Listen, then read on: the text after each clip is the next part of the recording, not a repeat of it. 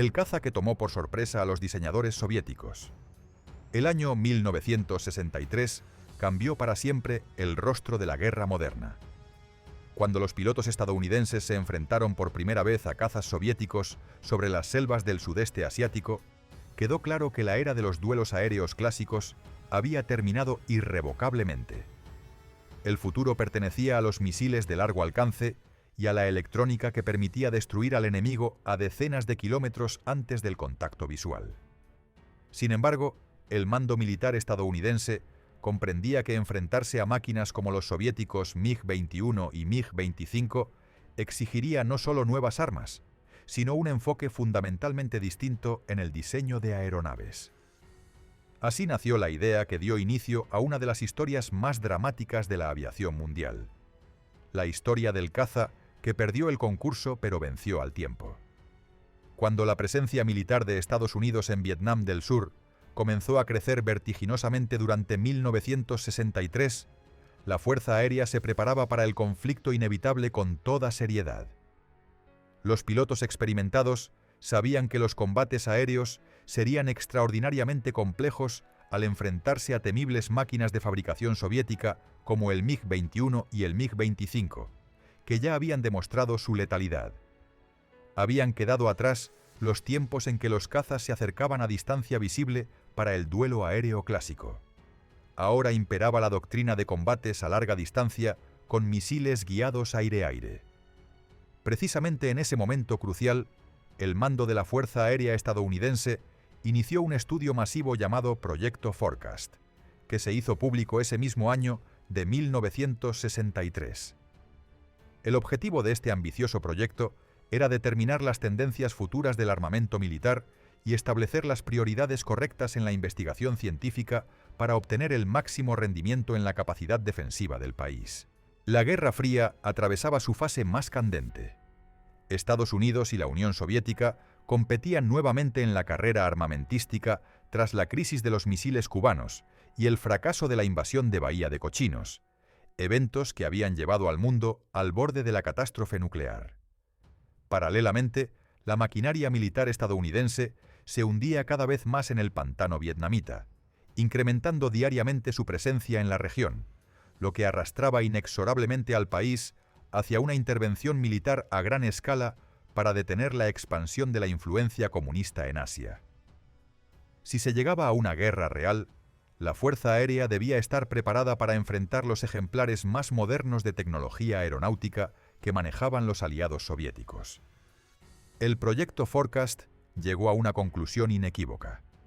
El futuro del combate aéreo lo determinarían los misiles de gran alcance, y los cazas prometedores debían desarrollarse teniendo en cuenta esta tendencia. Las nuevas aeronaves debían alcanzar altas velocidades y equiparse con los sistemas de radar más avanzados para atacar máquinas enemigas más allá del alcance visual. Como consecuencia, la Fuerza Aérea comenzó a inclinarse hacia el concepto de cazas con capacidades de interceptor, lo que llevó a diseños más pesados y voluminosos, repletos de los últimos avances tecnológicos. Todas estas mejoras conducían a la creación de aviones más costosos que se alejaban del concepto tradicional del caza ligero, centrado en la maniobrabilidad en combate cercano. Pero justo aquí entró en escena un grupo de oficiales y especialistas civiles que pronto obtuvieron un apodo extraoficial pero elocuente: la mafia de los cazas. La figura principal de este grupo fue el coronel John Boyd, veterano de la Guerra de Corea e instructor de escuela de vuelo, conocido por el apodo de Alcalde Loco. Este oficial extraordinario unió fuerzas con el matemático Thomas Christie para profundizar en el problema de la eficiencia de los aviones de combate.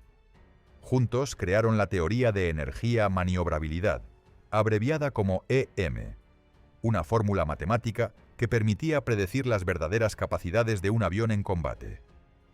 Una de las conclusiones clave de su teoría indicaba que el peso excesivo perjudicaba críticamente la maniobrabilidad de la máquina de combate.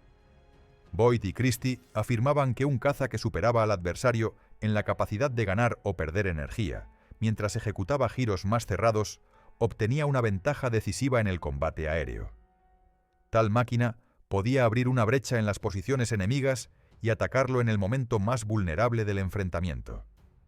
Para lograr este objetivo, los seguidores de Boyd, que pronto se conocieron como la mafia de los cazas, abogaban insistentemente por crear un nuevo tipo de caza con alta maniobrabilidad y relación empuje-peso, donde la masa total de la máquina no superara los 9.000 kilogramos.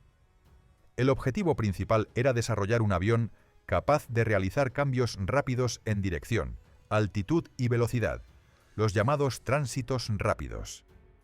Con tales características, el nuevo caza podría adelantarse al enemigo en las maniobras y cambiar las reglas del juego, incluso en los nuevos enfrentamientos aéreos a larga distancia. Estas propuestas impulsaron a la Fuerza Aérea a lanzar el programa de cazas ligeros, LWF, en 1965, con el objetivo de crear una nueva aeronave de superioridad aérea.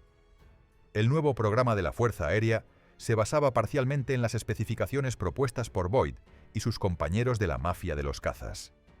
Estas recomendaciones y otras ideas se unieron en el marco del programa de cazas ligeros para desarrollar un avión que encarnara la teoría de energía-maniobrabilidad en la práctica. El programa de cazas ligeros incluía dos líneas de diseño. La primera fue el proyecto FX, o caza experimental, que contemplaba crear una máquina de aproximadamente 27.000 kilogramos con geometría variable de ala.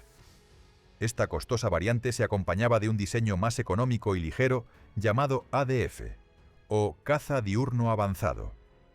Un avión de cerca de 11.000 kilogramos que enfatizaba la velocidad y maniobrabilidad. El alcalde loco Boyd criticó fundamentadamente el proyecto FX, argumentando que era demasiado pesado y no cumplía con los principios de la teoría de energía-maniobrabilidad.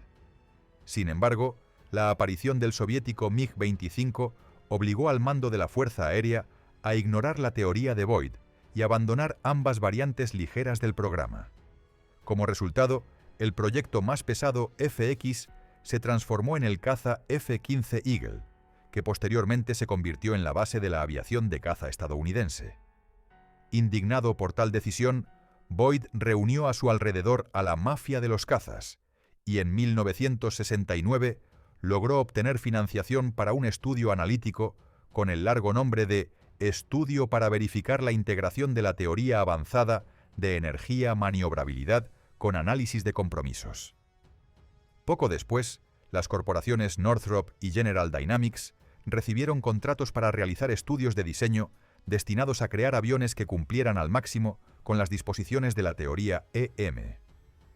El énfasis principal recaía en un caza pequeño y ligero con baja resistencia aerodinámica, sin pilones subalares para bombas, lo que llevó a la aparición de dos prototipos, el WF-16 de General Dynamics y el WF-17 de Northrop. La compañía Northrop tomó como punto de partida el proyecto N-300, que derivaba del caza supersónico F-5E. Los diseñadores decidieron alargar el fuselaje, elevar ligeramente el ala para ubicar el armamento e instalar motores turborreactores GE-15J1A1, que posteriormente reemplazaron por los más potentes GE-15J1A5. Así nació el proyecto P-530, que se convirtió en la base del futuro caza. Una característica de diseño particularmente interesante fueron las pequeñas extensiones de raíz del borde de ataque del ala, conocidas como LRX. Estos elementos mejoraban significativamente la maniobrabilidad del avión incluso con ángulos de ataque superiores a 50 grados, proporcionando simultáneamente sustentación adicional de más del 50%. La silueta trapezoidal resultante del avión le dio el apodo extraoficial de Cobra. Cuando Northrop presentó el proyecto P-530 al concurso de cazas ligeros de Boyd, la máquina recibió la designación militar IF-17. El prototipo estaba destinado exclusivamente como demostrador de capacidades en combate aéreo aire-aire, por lo que el cañón se trasladó de la parte inferior a la superior del fuselaje. El fuselaje del IF-17 se fabricó principalmente de aluminio, utilizando una construcción semimonocasco con revestimiento portante, y se emplearon más de 400 kilogramos de material compuesto de grafito y resina epoxi. La cabina contenía un asiento eyectable y una carlinga en forma de burbuja con indicador en el parabrisas. En la parte frontal se ubicó un radar telémetro. Para el control primario de vuelo, el prototipo IF-17 utilizaba controles de mando mecánicos. Las alas no contenían tanques de combustible, y las pequeñas extensiones de raíz del borde de ataque se fabricaron con el material ignífugo Nomex.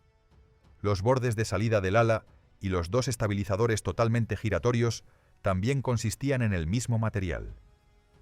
Dos estabilizadores verticales inclinados 45 grados aumentaban la maniobrabilidad del prototipo. La planta motriz consistía en dos motores turborreactores con postquemador GE IJ-101 con empuje de 6.500 kilogramos cada uno, instalados uno junto al otro. Cada motor accionaba una bomba hidráulica para sistemas independientes del avión. En total, el Yeezy F-17 tenía una longitud de aproximadamente 16 metros y medio, envergadura de casi 11 metros y altura de cerca de 5 metros. Cuando el avión se presentó oficialmente en enero de 1971, tenía un peso máximo al despegue de 18.000 kilogramos y una velocidad proyectada de Mach 2. El primero de los dos prototipos construidos se elevó al cielo el 9 de junio de 1974 en la base aérea Edwards, en California. El piloto Henry Hank Chouteau controló el Yeezy F-17 durante 60 minutos, alcanzando finalmente una velocidad máxima de 980 km por hora y una altitud de 5.500 metros. Chouteau quedó impresionado por la maniobrabilidad del IF-17. Posteriormente señaló que realmente se sentía como un caza para piloto de caza. Desde entonces, el avión consolidó definitivamente su apodo de Cobra, ya que conservaba la forma del proyecto P-530. El segundo prototipo realizó su vuelo en agosto de 1974 sin ningún problema y con resultados similares. Alcanzó una altitud máxima superior a 15.000 metros, velocidad máxima de casi Mach 2 y ángulo de ataque de 68 grados. Ambos aviones realizaron más de 90 vuelos de prueba. Sin embargo, a pesar del excelente manejo, el Yeezy F-16 de General Dynamics resultó ser mejor caza. Mostró mejores indicadores de aceleración, velocidad de ascenso, velocidad de giros y resistencia general. Como resultado, fue el que venció en el programa de cazas ligeros y se conoció como F-16 Fighting Falcon, cuando entró en servicio en la Fuerza Aérea Estadounidense en 1980. No obstante, la carrera del IF-17 Cobra estaba lejos de terminar. La Marina estadounidense nunca participó en el programa de cazas ligeros, pero buscaba un compañero para el F-14 Tomcat, que se consideraba demasiado grande y costoso para reemplazar toda la flota aérea naval. En agosto de 1974, el Congreso estadounidense y el Departamento de Defensa permitieron a la Marina utilizar todas las tecnologías y equipos del programa de cazas ligeros de la Fuerza Aérea para desarrollar su propio proyecto VFAX, o Caza de Ataque Naval Experimental. Dado que la flota no necesitaba un caza que superara en maniobras a cualquier avión enemigo en el cielo, la derrota de la Cobra frente al Fighting Falcon no fue señal de fracaso. A la Marina le gustó el avión y realizó pruebas con ambos prototipos. Sin embargo, Northrop no tenía experiencia en crear aviación de cubierta, lo que llevó a una asociación con McDonnell Douglas para adaptar el UAF-17 Cobra para uso en portaaviones. General Dynamics hizo lo mismo y se asoció con Vought para desarrollar una variante naval del F-16 Fighting Falcon. Douglas y Northrop revisaron el diseño de la Cobra y ampliaron el avión, creando una versión expandida. Esta máquina actualizada finalmente se transformó en el exitoso FI-18 Hornet, adoptado por el Cuerpo de Marines y la Marina. Después de que Douglas y Northrop completaran el desarrollo del Hornet básico, ambos prototipos de la Cobra se transfirieron al Centro de Investigación Dryden de la NASA para realizar pruebas e investigaciones científicas a velocidades transónicas. Estos experimentos permitieron a los ingenieros obtener datos valiosos sobre el comportamiento del avión en regímenes de vuelo complejos. Tras completar el programa de pruebas, los dos prototipos de la Cobra se enviaron al Parque Memorial del Acorazado en Mobile, Alabama, y al Museo Occidental de Aviación en Torrance, California, donde permanecen hasta hoy. Estos museos se convirtieron en el último refugio de aviones que a pesar de su derrota en el concurso, dejaron una huella notable en la historia de la aviación estadounidense. Uno de los dos prototipos expuestos recientemente pasó por trabajos de restauración masiva, obteniendo nueva vida gracias al control integral de corrosión y pintura fresca. En noviembre de 1999, el Museo Occidental de Aviación publicó fotografías del prototipo IF-17 con un nuevo esquema de pintura y una breve descripción. En el comunicado del museo se indicaba: la preservación de los exponentes de nuestra colección es una parte importante del trabajo que realizamos en el museo. Las manos de los voluntarios trabajaron con amor en nuestra Cobra, y ahora exhibe con orgullo la pintura del Cuerpo de Marines de Estados Unidos, así como el emblema de la Escuela de Armas de Caza de la Marina, conocida como Top Gun. La publicación también describía que el esquema de color fue aprobado incluso por el curador de la colección aeronáutica del Museo Nacional del Cuerpo de Marines.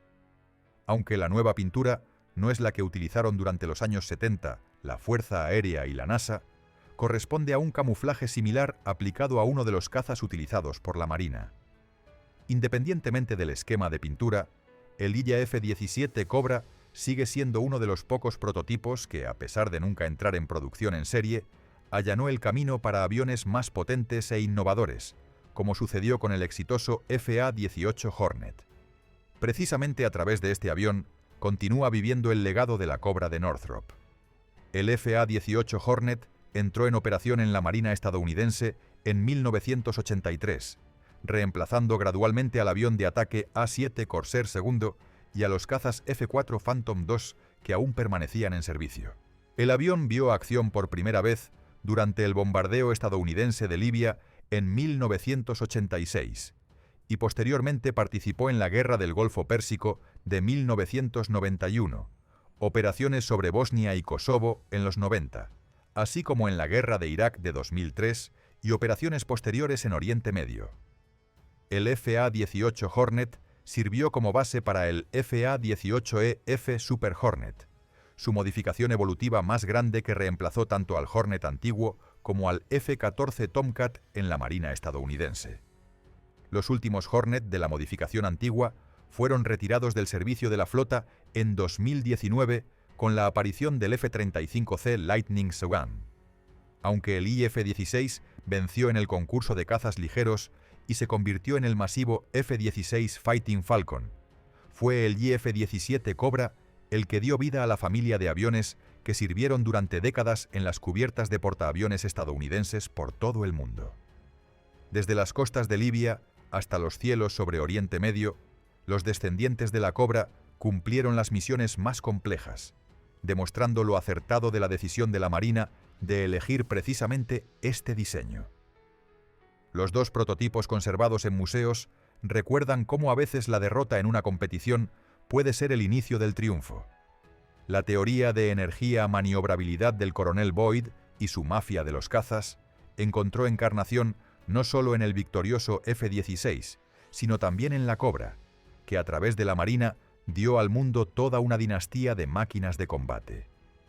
Hoy, cuando los visitantes de los museos admiran el prototipo restaurado con su brillante esquema de pintura del Cuerpo de Marines y el emblema de Top Gun, no contemplan simplemente un exponente.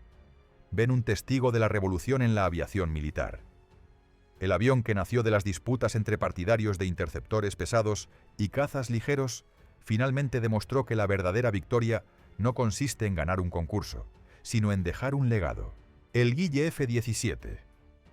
Cobra nunca se convirtió en caza de serie de la Fuerza Aérea, pero sus genes viven en cada Hornet y Super Hornet que despega de la cubierta de un portaaviones. Es un recordatorio de que en la historia de la aviación, como en la vida, lo importante no es el primer paso, sino la huella que dejas tras de ti.